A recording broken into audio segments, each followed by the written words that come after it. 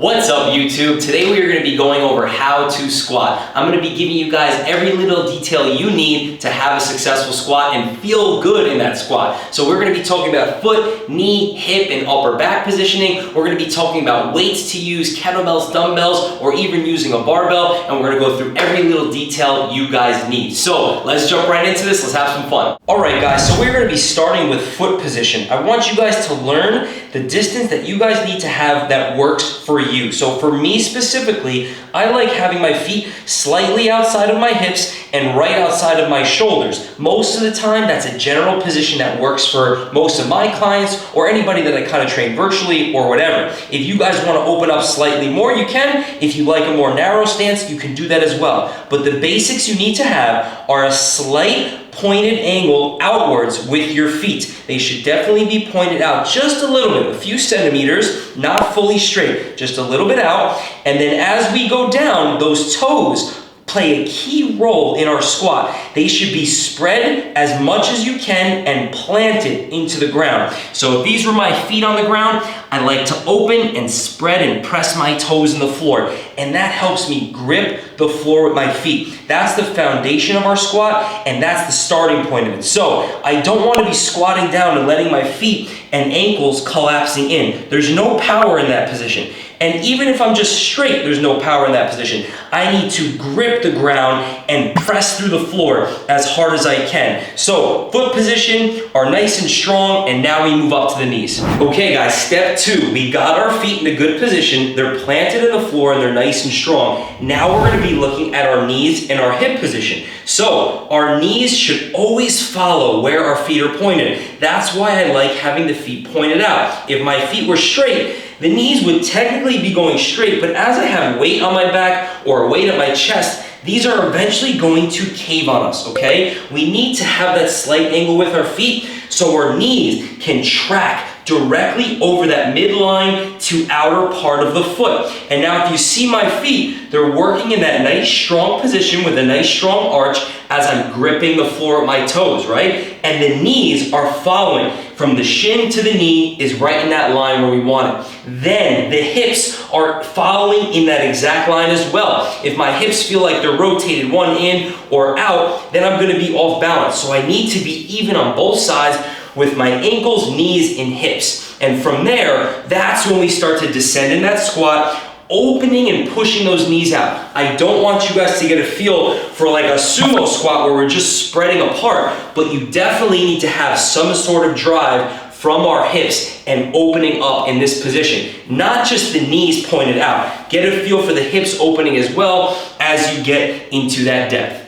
Okay, so now step 3, guys, we're going to be looking at the upper body here. So we talked about lower, our feet, knees, and hips. Now we're climbing the ladder, and we're going to get into that upper back and where it should be positioned. So we're going to start with the body weight now, right? We're not holding a weight or a bar on our back, so it's a little more easy to kind of go through. So as we descend, all the points we talked about, feet strong, knees out over the toes, hips are in the same line. I want to think about bending my knees here. That's going to keep my upper back from just falling forward. If I just fall forward in this position, this is like a deadlift or an RDL or a stiff leg deadlift. This is not where I want to be. I need to bend my knees as I descend so my upper back and chest stay upright, right? I don't necessarily need to be perfectly straight like a pencil coming down. There's a slight lean to it, slight tilt. But I do not want to deadlift. I see that so many times. Some people just don't know how to bend their knees, right? Just start to descend by letting this joint bend. Let it go, right? Do what it's supposed to do.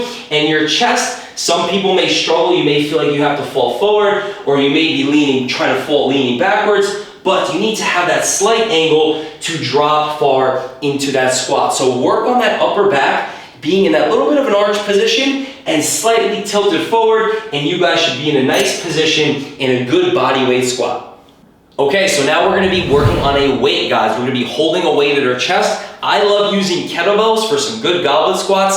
I love holding them by the horns of it. These are the horns of the kettlebell. You can grab it tight and lock those elbows in. And again, now we're working on that upper back position, being challenged a little bit more in our squat, right? Because this weight is bringing us where? Forward. So if I'm holding this kettlebell tight, we need to be braced in that upper back, and we need to trust those knees to bend in that right position where we talked about before, dropping them over our toes and keeping our hips in that good alignment, right? And I'm not here with my upper back falling forward. If that's so, you're gonna just kill yourself in your squat. That back's gonna start to light up and you're gonna be in a bad position. So when you guys grab a weight, I love the kettlebells, but if you don't have access, use a dumbbell, same exact position, hold it at your chest, and again, just worry about descending down by bending your knees and keeping them in that good alignment over your toes with a nice strong planted foot. Now let's get to the barbell. All right, guys, now we're getting into the barbell. This is where things get fun and we can really put some weight into those legs and into those squats. So when we're talking about setting up to the bar, most bars have a few different rings on them,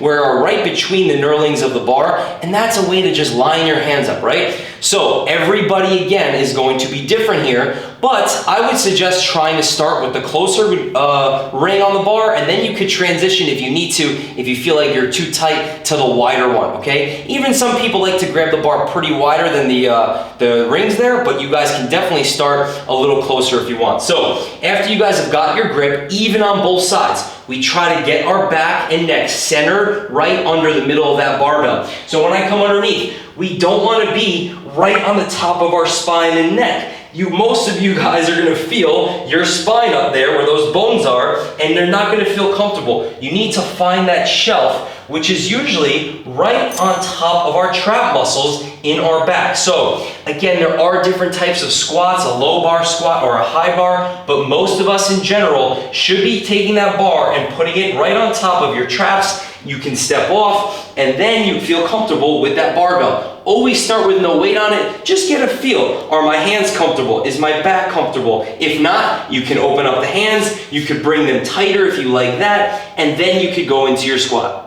So we got our hands in the right position, we got the bar on our back in a comfortable position, whatever works for you. And now let's talk about our squat. Everything we talked about, all the basics, the feet, the knees, the hips, the back, all come together with the barbell. It becomes a little more challenging with the bar because it's obviously heavier and it's a little bit more challenging in your mobility for your upper back. So a lot of us, as you descend, you may get that feel again of falling forward with that upper back, and you may get that upper back rounding and that lower back kind of tucking under your hips. So what I want to talk about is ankle mobility right here with our feet. If you're not good at letting those knees get over your toes, I put these little 10-pound plates here to show you a little trick where you can put your heels on top of the plate, and that's going to help you bend your knees over your toes more without letting that upper back fall forward. So you see a lot of lifters wear lifting shoes because they have platforms on them. You're basically creating your own lifting shoe here with a platform. So as you start to squat, you'll feel really nice and comfortable dropping down in this position without any forward lean, because you're not getting into a bad position on those ankles. It's something that it's forcing you into. So as you squat, I would try without obviously these plates, but if you feel like you need them, start with that and learn how to get down into a tough, challenging depth with your squat. Then you can come off and start to work without it, and maybe you'll feel better as you descend. All right, so start off. If you feel comfortable, stay there. If not, get your heels on and work on some tough, challenging depth in your squat.